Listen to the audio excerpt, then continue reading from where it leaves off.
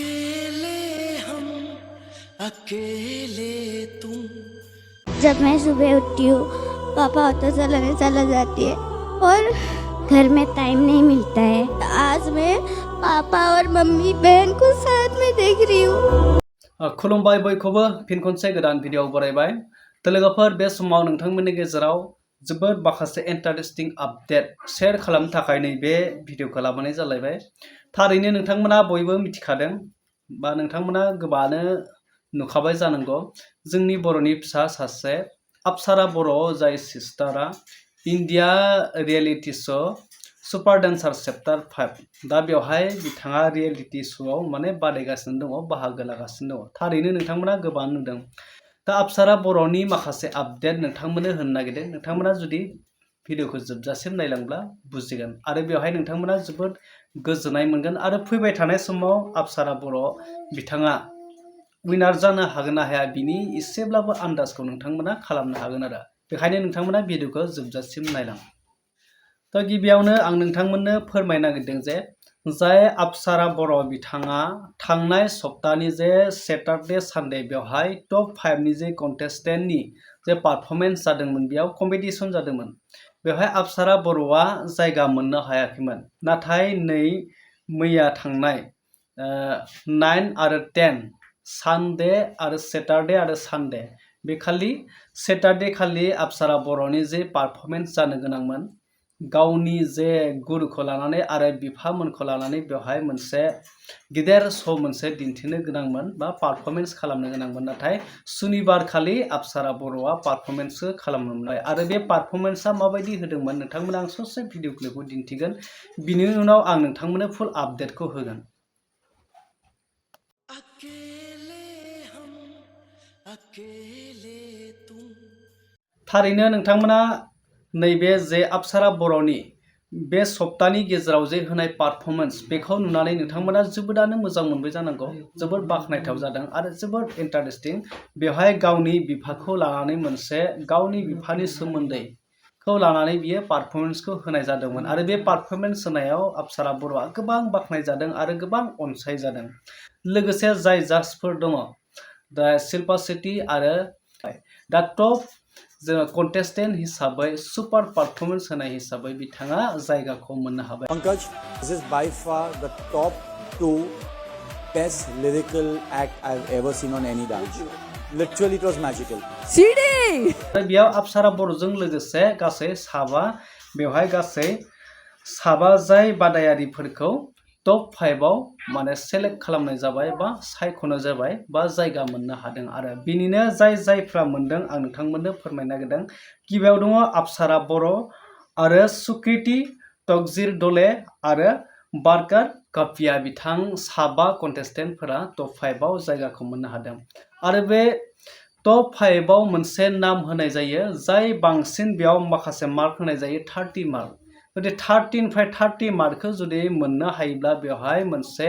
पारफरमेन्सखौ सप्तायाव मोनसे नाम होनाय जायो जे बेस्ट अफ द पारफरमेन्स उइक। बेस्ट अफ द पारफरमेन्स उइक नाम होनाय जायो बे पारफरमेन्सखौ जाय टप खालामनानै बा बेयाव जेसांखिनि पार्सेन्ट होनाय जायो जे 30% जा 30 निफ्राय 30% जुदि मार्कखौ मोनोब्ला बेवहाय माने सुपार अफ द पारफरमेन्स उइक नाम होनाय जायो। नाथाय बे सुपार उइक द पारफरमेन्सखौ अप्सरा बर'आ दासिमबो मोननो हायाखै। थ' आसा खालामो फैबाय थानाय समाव अप्सरा बर'आबो मोनगोन। थ' नेक्स्ट सप्तायाव मोननो हागोन बा नेक्स्ट उइकआव। दा नैबे सप्तायाव सोर मोनखो होनोब्ला बेस्ट अफ द पारफरमेन्सखौ सुकृति जाय सुकृति सिस्टारा मोननो हाबाय आरो बेस्ट अफ द पारफरमेन्स बेयाव 30 निफ्राय 30 मार्कखौ लानानै आरो सुपार पारफरमेन्स खालामनानै बिथाङा मोननो हाबाय। ओमफ्राय जाय नर्थ इस्टनिफ्राय जोंहा सासे मोसाखावरि दङ मिज'रामनिफ्राय, नाथाय बियो सप्ताफ्रोमबो थांनाय सप्तायावबो आरो नैबे सप्तायावबो 5 टपआव बिथाङा जायगा मोननो हायाखै। दा बिथाङा जायगाखौ आवग्रिनो हायाखै दे जाय ट्रेसी चाकमा बिथाङा नैबे सप्तानि गेजेरावबो बिथाङा जायगाखौ आवग्रिनो हायाखै। आरो नैबे गोजोनथाव बाथ्राया बेनोसै अप्सरा बर'नि जे पारफरमेन्स बियो दा चेप्टार 5 जे सुपार डान्सार चेप्टार 5 आव माने टप लेभेलाव थांनानै दङ। सबनिफ्राय बेस्ट पारफरमेन्स होनाय बे दायो अपसारा बर'आ गोजौसिन जायगायाव मासियाव आवग्रिनानै लानो हादों आरो दा नोंथांमोना बे बाथ्राखौ बुजिबाय जानांगौ बेखायनो नोंथांमोना जुदि अपसारा बर'खौ फैबाय थानाय समाव उइनार खालामनो लुबैयोब्ला नोंथांमोना बेवहाय जाय कम्पिटिशन जादों बेयाव चैप्टार 5 आव जे सुपार डेन्सार चैप्टार 5 आव जे कम्पिटिशन जादों बेवहाय माखौ नायनाय जायो नोंथांमोननो आं एसे फोरमायनो नागिरदों थांनो नायोब्ला नोंथांमोना बेवहाय जायफोरा दिनै बादायारिफोर दङ अपसारा सुक्ति गासैबो कन्टेस्टेन्टफोरा बे टप 10 आव दा बेवहाय जाय नैबे इन्स्टाग्रामाव बेसेबां फलोवार्स दङ बेसेबां भिउज फैदों बेसेबां लाइक बेसेबां कमेन्ट दा बैफोरखौबो बै श'आव माने रियेलिटी श'आव बिजिरनाय जायो नायनाय जायो अपसारा बर'मोननि जे कम्पिटिशन खालामनाय बेखौ माने रियेलिटी श'खौ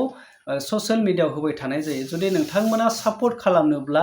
जे सनि एन्टारटेनमेन्ट टेलिभिजन आरो सनि लाइभआव थांनानै नोंथांमोना फेसबुकफोराव बा इउटुबफोराव सार्च खालामनानै अपसारा बर'नि मोसानायखौ नाय आरो बे अपसारा बर'नि मोसानायखौ नायनानै बेयाव कमेन्ट मोनसे खालामनांगौ लाइक मोनसे खालामनांगौ आरो साबस्क्राइब खालामनांगौ फल' खालामनांगौ अब्लानो अपसारा बर'खौ सापर्ट होनाय जागोन नोंथांमोना बुजिबाय जानांगौ आरो मेनलि अपसारा बर'नि जायफोरा कम्पिटिशन खालामो बै व्यक्तिफोरनि जे फेसबुक थायो आरो इन्स्टाग्राम थायो बेवहाय थांनानै नोंथांमोना फल' खालामनांगोन लाइक होनांगोन आरो शेयार खालामनांगोन अब्लानो अपसारा बर'मोन बायदिखौ सापर्ट होनाय जागोन दा मेन बाथ्राया